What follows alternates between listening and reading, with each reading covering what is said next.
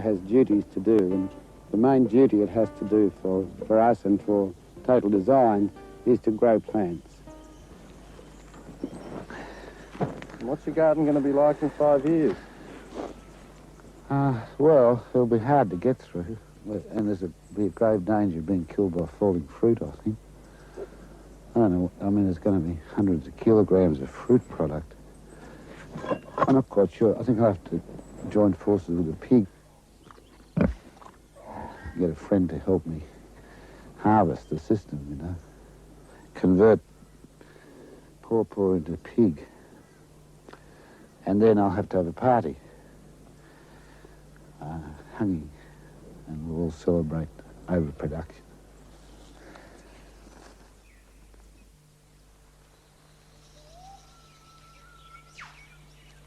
Bill expects his garden to grow as dense as this forest. But a forest is more than just trees and plants. It is a home to many animals as well.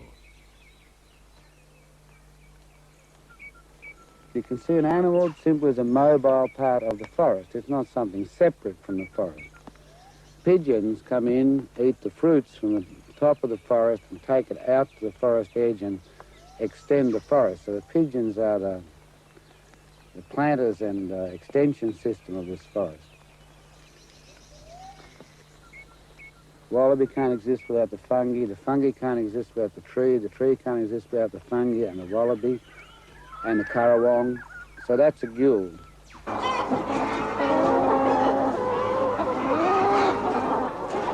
It's only people who have a very limited education or concept that can separate plant from animal.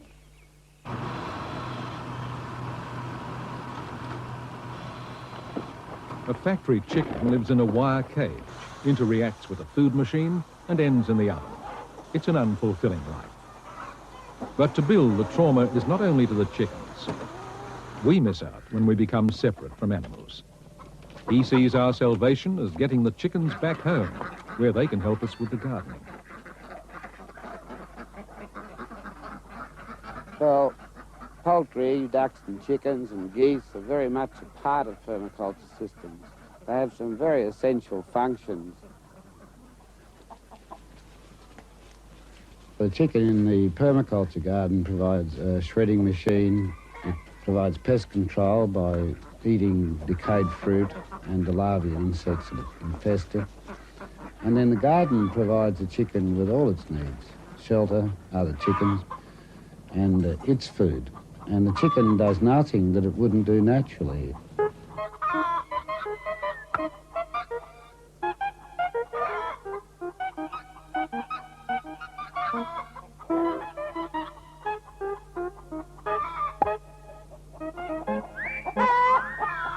In all systems in which we include animals, part of the system, sometimes almost half of the system, can be specifically planted for the animals. And there's a huge energy difference between doing that and feeding your chickens purchased food. In a chicken factory, it takes 9 eggs worth of energy to produce 1 egg, which leaves 8 eggs worth of energy to clear up. So if we're going to keep chickens, we should both satisfy the needs of the chicken and make sure that something in the system uses the outputs of the chicken. So by satisfying its needs, we avoid work. By making sure its outputs are used, we avoid pollution. Pollution is just an unused output of the system.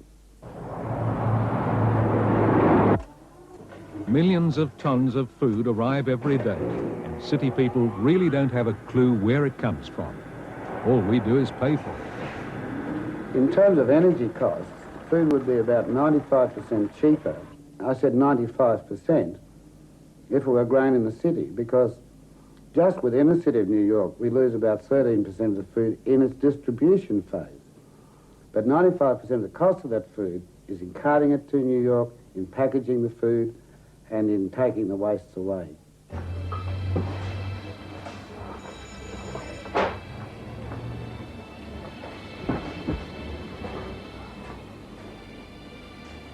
Looking around almost every supermarket we enter, it's really hard to believe there's any people hungry in the world or any food crisis. And yet, very little of this food comes from anywhere near the city. And most of it will come from thousands of kilometres away. And a 3-day transport strike, and hardly any of us would be here.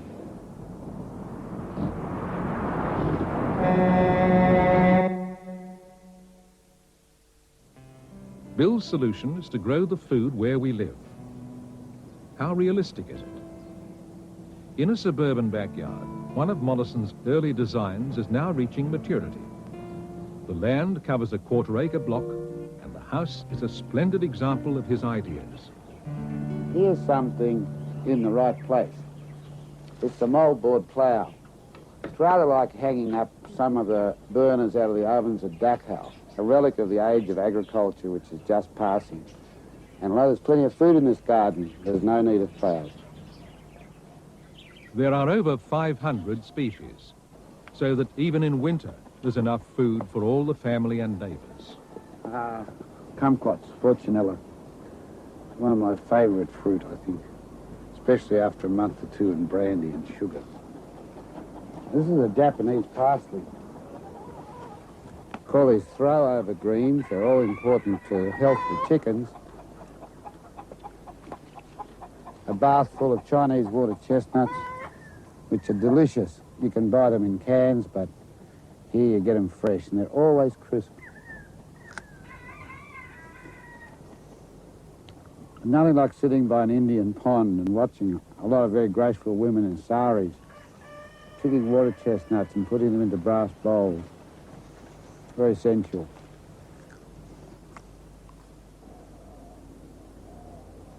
This garden is extremely rich in species, and at every time of year something's in flower.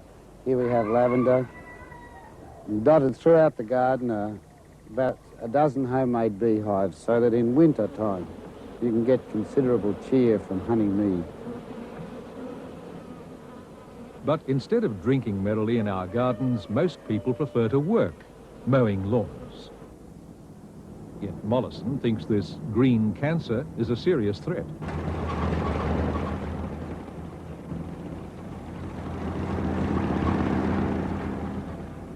The problem with this agriculture is, although it uses up more resources than what most of us think of as agriculture, that is food agriculture, it has no use at all. And the weight-up cost is somewhere near $4 per square foot to maintain them annually. And that doesn't count for the cost of the fuel and the manpower and the labour of maintaining these strange deflection states in the city that nobody really uses. Well, being a good urban guerrilla, we might start a revolution by putting a hazelnut in the lawn.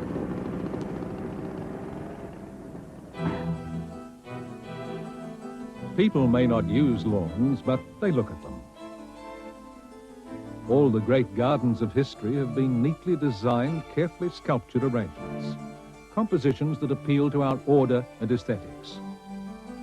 We believe in symmetry, and we have built palatial landscapes to overcome our disappointment with nature's chaos. We want to live in a world where nature is tidy, hygienic, and safe. But nature's not worried about aesthetics. It's interested in abundance. Ugly mangrove swamps, for example, are the most productive environment on the planet. We've always been very ambivalent in our approach to mangroves. They're not easily accessible. They're muddy and smell a little bit, and they're spiky. The smell is a sign of its fertility. The decomposing organic matter provides the food for the hundreds of fish and crab species that breed within its waters.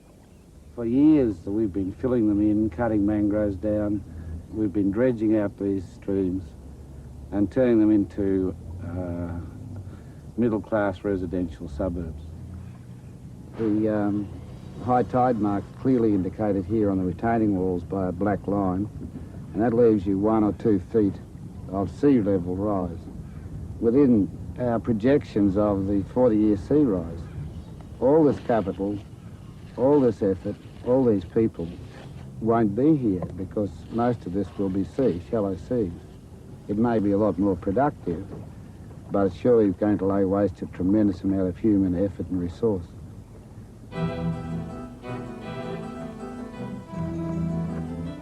Everybody has a tuna boat. In 2 or 3 years there won't be any more tuna.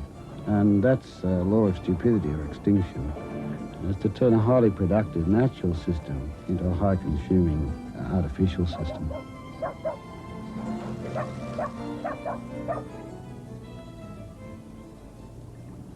The more you walk around places like this, the more surreal they become. Lawns are giving way to astroturf. There's a lot of television sets on in this neighbourhood. I think they might be watching wildlife films.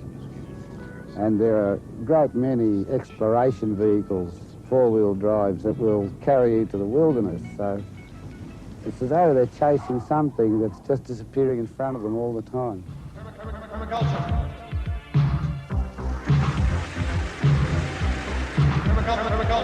Let's wake up and let's get real. Stop complaining and take the wheel. 5 billion people with each one seed. Could we plant all the forest in just 1 week? Plant a garden and Plant recycle enough your properly, waste. it'll really Look grow. what you're doing in your own little space. Icon. 4 billion years on this here globe is a lot of evolution, so I've been told. Highly evolved though we may be, we need to get a sense of ecology. Masanobu, Fukuoka, Bill Mollison, too, West Jackson, and people like me and you. We make a difference in the world. We make a sound profound when we pass the word around. Permaculture. Permaculture. Permaculture.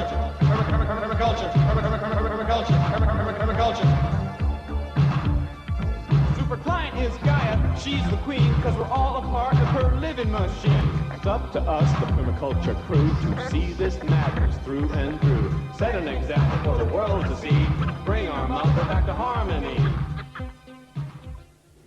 One of the grave dangers that we are now facing is that we play around with the genetic base of things. For instance, a good example is that to prevent strawberry frosting, I think in California, they've altered the nature of a bacterium, Pseudomonas syringae, so that frost can't settle on the crop, and that's a genetic alteration.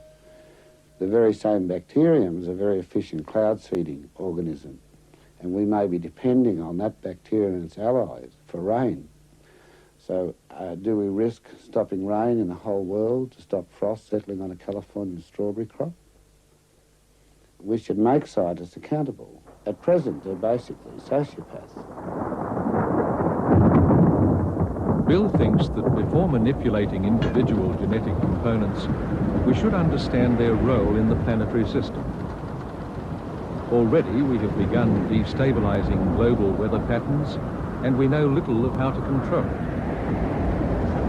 But our most valuable resources are provided by nature.